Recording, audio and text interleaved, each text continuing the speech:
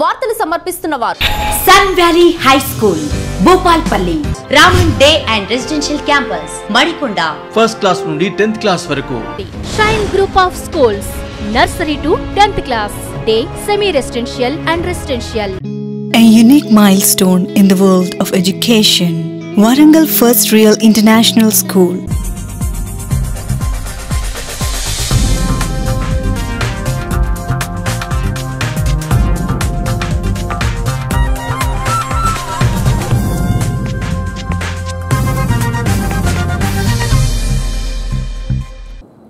నమస్తే, మీరు చూస్తున్నవి RB news. నేను సమీర్. బులెటిన్లో ముందుగా హెడ్లైన్స్. వేసవిలో ప్రజల దాహార్తిని తీర్చేందుకు భూపాలపల్లి పట్టణంలో చలివేంద్రాన్ని ఏర్పాటు చేసిన పురపాలక సంఘం. కార్మికుల సమస్యని పరిష్కరించడంలో టీబీజీ కేసు విఫలం, ఏఐటీసీ ఆరోపణ. ఓపెన్ కాస్ట్ కింద భూమి కోల్పోయినా తనకు నష్టపరిహారం రాలేదంటూ ఆర్డీఓ కార్యాలయం ముందు నిరసన వ్యక్తం చేసిన రైతు.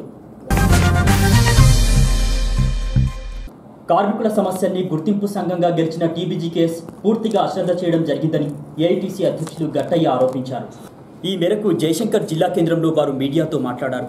ఎండను సైతం లెక్క చేయకుండా సింగరేణి కార్మికులు విధులు నిర్వహిస్తున్నారని, ఓసీలో పనిచేసే కార్మికులు ఎండవేడిమి వల్ల తీవ్ర ఇబ్బందులు పడుతున్నారని, పని గంటలు మార్చాలని ఇప్పటికే ఏఐటీసీ డిమాండ్ చేసినప్పటికీ సింగరేణి యాజమాన్యం మాత్రం పట్టించుకోవడం లేదని ఆరోపించారు. సింగరేణిలో తెలంగాణ బొగ్గుగని కార్మిక సంఘం గుర్తింపు సంఘంగా గెలిచిన తర్వాత వారు కార్మికుల సమస్యల పట్ల పూర్తిగా అశ్రద్ధ చేయడం అనేటువంటి జరుగుతూ ఉన్నది. ఆ సమస్యల్ని పరిష్కారం చేయడంలో పూర్తిగా వైఫల్యం చెందడం అనేటువంటిది జరిగింది. అందులో ప్రత్యేకించి ఇవాళ సింగరేణి కార్మికుడు ఎండలు ఉన్నప్పటికీ, అందులో చాలా ఇబ్బందులు ఉన్నప్పటికీ, సరైనటువంటి మిషనరీ లేకపోయినప్పటికీ ఇవాళ పనిచేస్తూ ఉన్నారు. పనిచేసి అనుకున్నటువంటి లక్ష్యాన్ని మించి సాధించడం అనేటువంటిది జరుగుతూ ఉన్నది. కాబట్టి మేము ఒకటే కోరుతూ ఉన్నాం, ఇవాళ మీరు ఏదైతే లక్ష్యం కోసం మీరు కార్మికుల్ని మరి ప్రొడక్టివిటీ పెంచాలని చెప్పి అంటున్నారో అదే పద్ధతిలో ఎండలు బాగా ఉన్నాయి. మన రాష్ట్రంలోనే విపరీతమైన ఎండలు ఉన్నాయి. ఈ ఎండల్లో పనిచేయడం చాలా కష్టం. ప్రత్యేకించి ఓపెన్ కాస్ట్లో ఉన్నటువంటి కార్మికులు ఎవరైతే ఉన్నారో ఈ ఎండ దెబ్బతిని మరి అనారోగ్యం పాలయ్యేటువంటి అవకాశం ఉన్నది. కాబట్టి వాళ్ళకి టైమింగ్స్ని చేంజ్ చేయాలని చెప్పేసి మేము ఏఐటీసీ తరఫున మా యూనియన్ మరి సెంట్రల్ నాయకత్వం అంతా కూడా కొత్తగూడెంలో డైరెక్టర్తో మాట్లాడడం అనేటువంటిది జరిగింది. మేము ఒకటే చెప్పాము, ఇవాళ ఈ ఎండలు ఉన్నాయి కాబట్టి మీరు టైమింగ్స్ చేంజ్ చేయండి అంటే మేనేజ్మెంట్ అసలు ఏమాత్రం దాన్ని పట్టించుకోవడం లేదు. ఎండలు ఉన్నాయి, వాళ్ళకు నీడ ఏర్పాటు చేస్తామని అంటున్నారు, లేదా అంటే అక్కడ ఉన్నటువంటి దాంట్లో చల్లదనంగా ఉండే పద్ధతిలో చూస్తామని అంటున్నారు. కానీ చేంజ్ చేయడం వల్ల, టైమింగ్స్ చేంజ్ చేయడం వల్ల వాళ్ళ ఆరోగ్యాన్ని కాపాడుకోవడానికి అవకాశం ఉంటుందని మేము చెప్పడం జరిగింది. ఇవాళ 70 మిలియన్ల టన్నుల బొగ్గు ఉత్పత్తి పెట్టుకున్నాం కాబట్టి వీళ్ళ టైమింగ్స్ కనుక చేంజ్ చేస్తే తర్వాత వీళ్ళు అసలు పనిచేయరు, వెళ్ళిపోతారు. మాకు 70 మిలియన్లు సాధించడం అనేటువంటిది అది కష్టసాధ్యం కాదు. కాబట్టి మేము టైమింగ్స్ను చేంజ్ చేసేటువంటి ప్రశ్నే లేదని చెప్పేసి చెప్పడం జరుగుతున్నది. ఇంకొక మాట చెప్పారు, గుర్తింపు సంఘం వాళ్ళు వచ్చినా మేము అదే చెప్పాం, మీకు అదే చెప్తా ఉన్నాం అని చెప్తే మేము ఒకటే అన్నాం. గుర్తింపు సంఘం అసలు ఏం పట్టించుకోవడం లేదు కాబట్టి కదా ఇవాళ మేము దానిపైన పోరాట కార్యక్రమాన్ని మేము తీసుకోవడం అనేటువంటి జరిగింది. కాబట్టి ఎండ తీవ్రతను దృష్టిలో పెట్టుకొని ఓపెన్ కాస్ట్లో పనిచేసేటువంటి కార్మికులకి తప్పనిసరిగా టైమింగ్స్ను చేంజ్ చేయాలని మేము డిమాండ్ చేస్తూ ఉన్నాం. వేసవిలో ప్రజల దాహార్తిని తీర్చేందుకు గాను భూపాలపల్లి పట్టణంలో పురపాలక సంఘం ఆధ్వర్యంలో చలివేంద్రాన్ని ఏర్పాటు చేశారు. గణేష్ చౌక్ వద్ద ఈ చలివేంద్రాన్ని ఏర్పాటు చేయగా మున్సిపల్ కమిషనర్ సమ్మయ్య ముఖ్య అతిథిగా విచ్చేసి చలివేంద్రాన్ని ప్రారంభించారు. ఈ సందర్భంగా స్వయంగా ప్రజలకు మంచినీటిని అందించారు. ఎండల వేడిని దృష్టిలో పెట్టుకుని ఇప్పటికే అంబేద్కర్ సెంటర్లో గ్రీన్ మ్యాట్ కట్టడం జరిగిందని, అదేవిధంగా ప్రజల దాహార్తిని తీర్చేందుకు గాను చలివేంద్రాన్ని ఏర్పాటు చేసినట్లు తెలిపారు.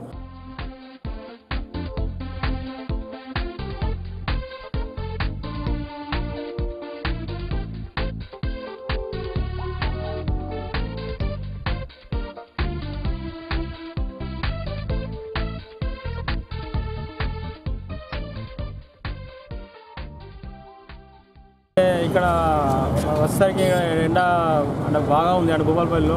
నిన్న మేము ఒకటి గ్రీన్ మ్యాట్ కూడా కట్టడం జరిగింది బస్ స్టాప్ దగ్గర, అంబేద్కర్ చౌక్ దగ్గర. అదే ఈరోజు ఇక్కడ ఈ యొక్క ప్రయాణికుల యొక్క దారిని తీర్చడానికి ఒకటి మా పురపాలక సంఘం తరఫున ఒకటి మేము చలివేంద్రం ఏర్పాటు చేయడం జరిగింది. ఇక్కడ అంటే ఎండ తీవ్రత దృష్టిలో పెట్టుకొని ప్రయాణికులు కూడా ఇక్కడ చాలా ఇబ్బంది పడుతున్నారు. అంటే నీటి సౌకర్యం లేక, వాటర్ లేక. కాబట్టి వాళ్ళ యొక్క స్టేబిలైజేషన్ కోసము మేము ఒకటి చలివేంద్రం ఏర్పాటు చేయడం జరిగింది. ఇంతకుముందు కూడా నేను చూశాను అక్కడ బస్ స్టాండ్ దగ్గర, తర్వాత అటు గోయి రోడ్లో కానీ, తర్వాత మన అంబేద్కర్ చౌక్ కానీ ఒక 2-3 అంటే చలివేంద్రం పెట్టడం జరిగింది. అదే మా మున్సిపల్ తరఫున కూడా ఒకటి పెట్టడం జరిగింది. మాకు ఆదేశాలు కూడా ఉన్నాయి మాకు అంటే గవర్నమెంట్ తరఫున మాకు అంటే గవర్నమెంట్ నుంచి మాకు ఇన్స్ట్రక్షన్స్ ఉన్నాయి. ఇక్కడ అంటే ఒక చలివేంద్రం ఏర్పాటు చేయాలి. అదేవిధంగా ఒకటి చల పందిరులు కానీ అంటే గ్రీన్ మ్యాట్స్ అంటే అది ఏర్పాటు చేయాలని మాకు ఆల్రెడీ మాకు ఇన్స్ట్రక్షన్స్ ఉన్నాయి గవర్నమెంట్ నుండి. మేము వారి యొక్క ఆదేశానుసారము మేము ఇక భూపాలపల్లిలో మేము ప్రయాణికుల కోసము మా పబ్లిక్ కోసం ఇవన్నీ ఏర్పాటు చేయడం జరిగింది. ఓపెన్ కాస్ట్ కింద తన భూమి తీసుకున్నారు, కానీ నష్టపరిహారం చెల్లించడంలో నిర్లక్ష్యం చేస్తున్నారని నిరసిస్తూ ఓ రైతు భూపాలపల్లి పట్టణంలోని ఆర్డీఓ కార్యాలయం ముందు నిరసనకు దిగాడు.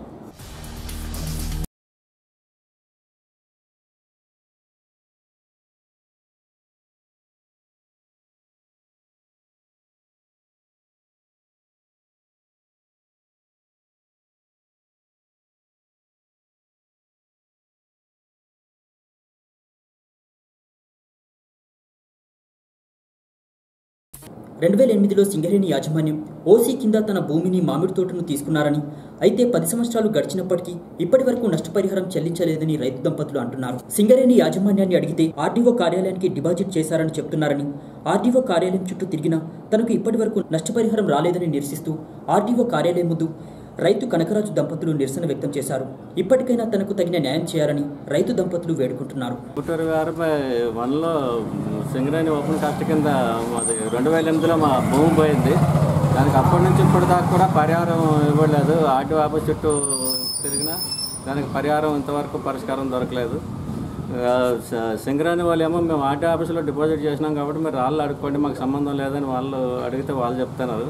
కాకపోతే వీళ్ళు సింగరేణి వాళ్ళ దగ్గరికి వస్తే, వీళ్ళు ఆర్టీఓ ఆఫీస్ వాళ్ళ దగ్గరికి వస్తే వాళ్ళు ఏమంటారంటే మేము 2008 ప్రకారంగా అప్పుడు ఏ రేట్ అయితే ఉందో అదే ఇస్తాం, మేము 1,20,000 అంతకన్నా ఎక్కువ దాని ప్రకారంగా అయితే తీసుకోండి, లేకపోతే తీసుకోవద్దని వీళ్ళు అంటారు. మేము ప్రస్తుతం ఇప్పుడు రేటు ప్రకారంగా మాకు ఆర్టీఓ గారు పైసలు కల్పించాలని ఆర్టీఓ గారిని కోరుతున్నాం. మాకు ఈ 12 ఏళ్ళ బట్టి పరిష్కారం కాలేదు కాబట్టి మేము ఆఫీసుల చుట్టూ తిరిగి మా మూలుగు లేకుండా అయిపోయినాయి, కాళ్ళు అరిగిపోయినాయి, చెప్పులు అరిగిపోయినాయి, తినడానికి కూడా పరిస్థితి లేకుండా అయిపోయింది. మాకు ఈ ఒక్క దీంతోటన్నా మాకు పరిష్కారం చేసి అయ్యా మీరు చేస్తే పర్వాలేదు, మాకు కొంచెం గెంజి పోసిన వాళ్ళు అవుతారు, మమ్మల్ని బ్రతికించిన వాళ్ళు అవుతారు. లేదంటే మాత్రం మేము కాళ్ళనట్టుగా నడుచుకొని ఈ కాగితాలన్నీ మేము కావుడేసుకొని అయినా కూడా కాళ్ళనట్టుగా నడిచి ఈది కింద అడుక్కొని మేము హైదరాబాద్ సిటీలో నెల రోజులైనా ఉండైనా కూడా గల్లీకి అడుక్కొని కేసీఆర్ సార్కే మా మొర వినిపించుకొని మేము అక్కడ ఏదో పోవడానికి కూడా మేము సిద్ధంగానే ఉన్నాం. ఇక మేము మా ప్రాణాలే పోయేటట్టున్నాయి. మేము ఇంకెన్నేండ్లని తిరగాలి, ఎన్నేండ్లని మా జీవితం గడపాలి. జీవితం గడిపి మాకు 50 ఏళ్ళు కావస్తుంది. 12 ఏళ్ళ నుంచి మా జీవితం తిరగడమే సరిపోయింది. ఇక తిరిగే ఓపిక మాకు లేదయ్యా. దయచేసి దీంతో మాకు ఏదన్నా సహాయం కల్పించండి. లేదంటే కేసీఆర్ దగ్గరికే మేము నడిచి కాళ్ళనట్టుగా నడుస్తాం అంతే. మా బస్సు కిరాయిలు పెట్టుకోవడానికి కూడా మా దగ్గర లేవు. ఆ పరిస్థితికి వచ్చినాం మేము. మాకు పంటలు లేవు, ఏవీ లేవు. మమ్మల్ని ఆకాశ దీనిగా మాకు ఇది చేసి మా కట్టుబట్టలతోటి బయటకు పంపించారు. కాబట్టి పిల్లలు ఒక్కడ మేము ఒక్కడ జీవించలేక మాకు పొట్టగా ఇది కూడా కడవక మాకు ఇదైంది. మేము మాత్రం బతికే పొజిషన్లో లేదండి. ఇప్పటికైనా మీరు ఆలోచించి మా యందు దయచేసి మాకు మీరు చూడండి.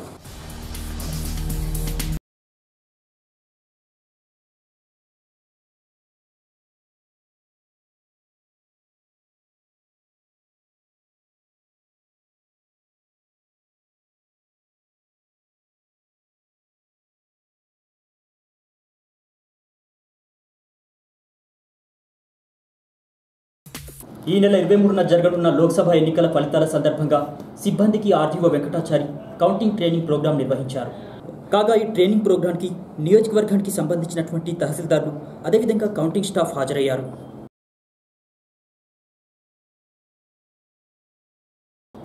స్టీరింగ్ వదిలి డ్రైవర్ గుట్కా వేసుకోవడంతో బస్సు బోల్తా పడినటువంటి ఘటన మరొక ముందే మరో ఆర్టీసీ బస్సు బోల్తా పడింది. డ్రైవర్ కునుకు తీయడంతో మంచిర్యాల జిల్లా జైపూర్ పవర్ ప్లాంట్ సమీపంలో మధ్యాహ్నం ఈ ఘటన చోటు చేసుకుంది. కాగా ఈ ప్రమాదంలో 20 మంది ప్రయాణికులకు గాయాలయ్యాయి. అదేవిధంగా 4కి తీవ్ర గాయాలున్నట్లు తెలుస్తోంది.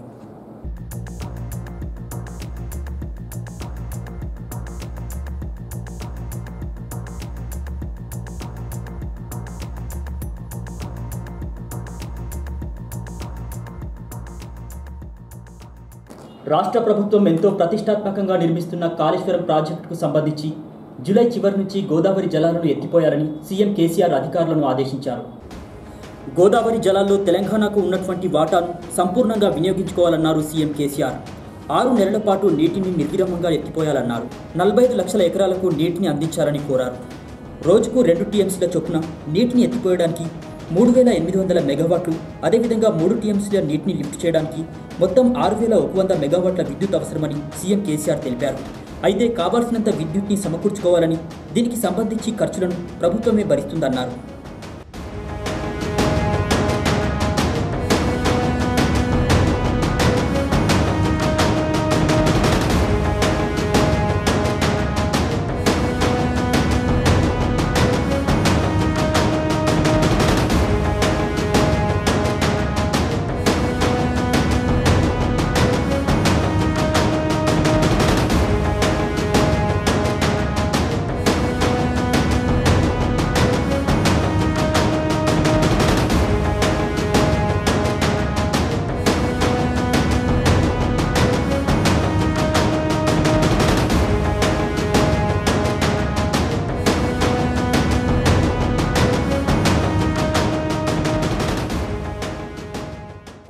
ఇవి నాటి వార్తా విశేషాలు. తిరిగి ప్రసారమే వార్తల్లో మళ్ళీ కలుసుకుందాం. చూస్తూనే ఉండండి ఆర్బీ న్యూస్.